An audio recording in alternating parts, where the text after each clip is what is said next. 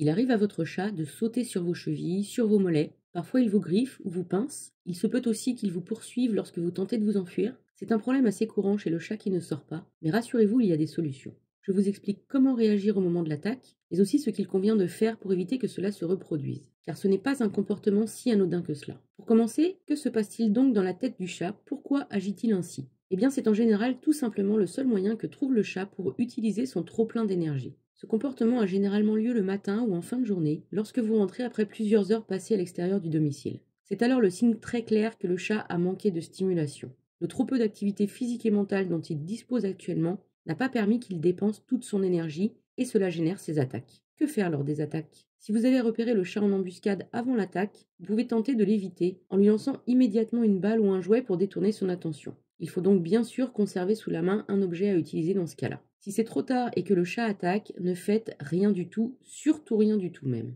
Car plus vous criez, plus vous partez en courant, plus le chat est motivé pour continuer car cela le stimule. Il convient donc surtout de se figer, de ne pas crier, c'est ainsi que le chat lâchera prise. Je sais que c'est compliqué, on est surpris, on a parfois mal, mais c'est vraiment l'attitude la plus adaptée dans ce cas. Ne punissez surtout pas votre chat, cela serait totalement inefficace en plus d'aggraver le problème. Il convient en effet ici surtout de comprendre que c'est un comportement tout à fait naturel et légitime chez le chat qui s'ennuie, et ne pensez pas non plus que le chat devient agressif, cette réaction est tout à fait logique dans le contexte manifestement pas tout à fait stimulant dans lequel le chat vit. Car vous l'aurez compris, l'amour que nous portons à nos chats ne suffit pas complètement à faire leur bonheur. Il est important de prendre conscience qu'ils ont des besoins spécifiques de chat, c'est aussi cela être un humain responsable. Si nous ne maîtrisons pas un minimum ce qui fait qu'ils peuvent être bien dans leurs pattes en intérieur, c'est alors le mal-être qui s'installe sournoisement, avec des problèmes de comportement qui en découlent naturellement, comme les attaques de mollets par exemple, mais pas seulement. Pas de stress, la situation n'est pas pour autant catastrophique, puisqu'il ne s'agit le plus souvent que de détails à modifier dans nos pratiques comme dans nos habitations.